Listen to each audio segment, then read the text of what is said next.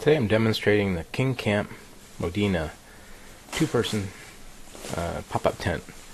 This pop-up tent comes basically in an all-in-one bag that you can throw over your shoulder. Definitely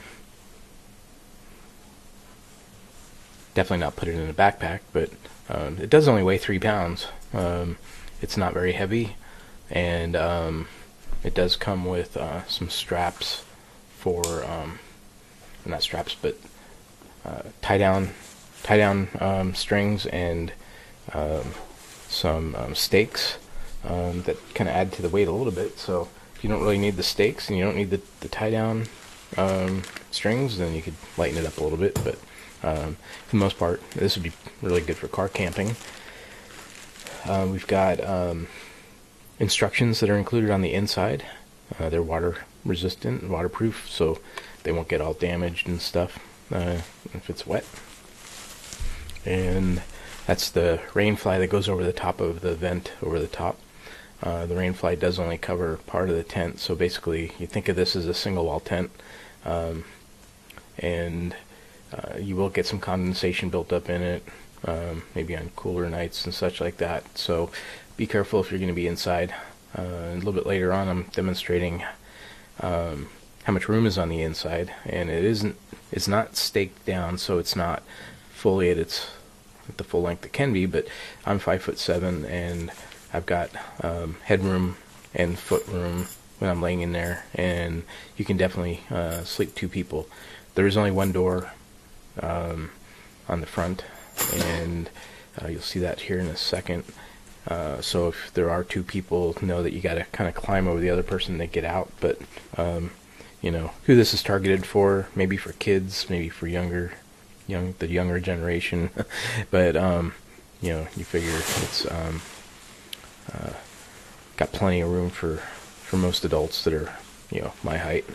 So I'm just unhooking the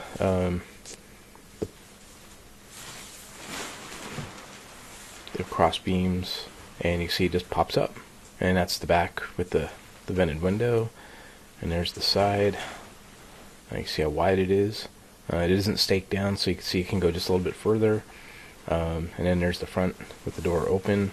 It does have two zippers, one for the screen and one for the door. So you can just close the door without closing the screen, or you can just close the screen without closing the door.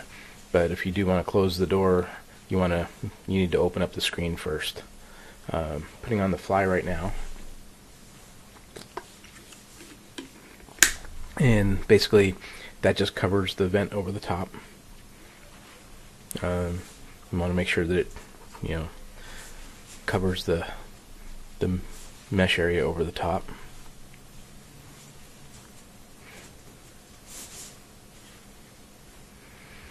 And as you can see, I'm setting this up in my family room, and there are no tent stakes. So again, you know, you really don't need to use the tent stakes if you don't want to. You could use just a few, whichever. It was pretty solid, just by freestanding like that. Who called you? And that was my wife interrupting me. So now I'm going to take it down, or I'm going to show how much room is on the inside. And there's a lot of room for one person and all your gear. You can fit a backpack in there, no problem, and so on. So, you know, or, you know, extra gear. So if you're really not needing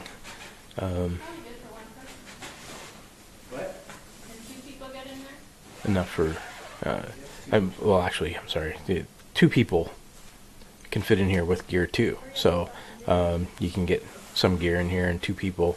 It would be definitely a little bbit tight with all the gear and 2 people if it's 2 backpacks. Yeah, but again, I don't know that I would be taking this backpacking. It does pack away fairly easily. You want to practice this at home before you're out camping. There's some instructions explaining how to pack it back up, and just remember how you undo it, and basically you do it in reverse. I'm gonna go through and hook the poles together, the front poles and then the back poles, and you're going to see I'm going to flip it upside down. So the front poles makes a circle, and then I'll do the back poles and it makes a circle. And now comes the tricky part of making it into figure 8. So you want to bring the poles together as tight as you can and put your hands into the middle where the poles are, the middle of the circle, which you'll see here in a second I'm going to do there. And then you snap it, you almost feel like you're going to break it, but you don't. But once you bring the poles into the middle, it kind of forms its figure 8 shape, and then it kind of folds down really easily, so you can feel it's not going to break. Then you want to tie them down so they don't come flying out on you when you're trying to pack it away.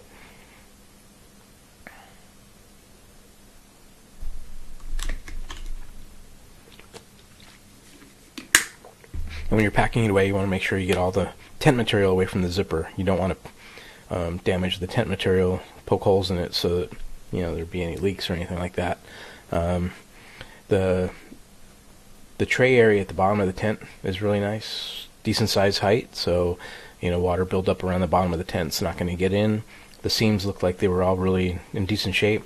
Knowing that there's no rain fly over the entire tent, if you're in a rainy area or if you're going to go out in the rain, I would highly recommend getting some tent sealer, and you can just put that on each of the seams so that you can eliminate some any possibility of any leakage. But for the most part, they all look pretty secured. So, and you can see I'm taking extra caution not to zip up the tent itself, and zip up and cause any damage to it. So just take your time with that, and once you get it in, it's all nice and compact and ready to go. And don't forget the tent stakes and rope.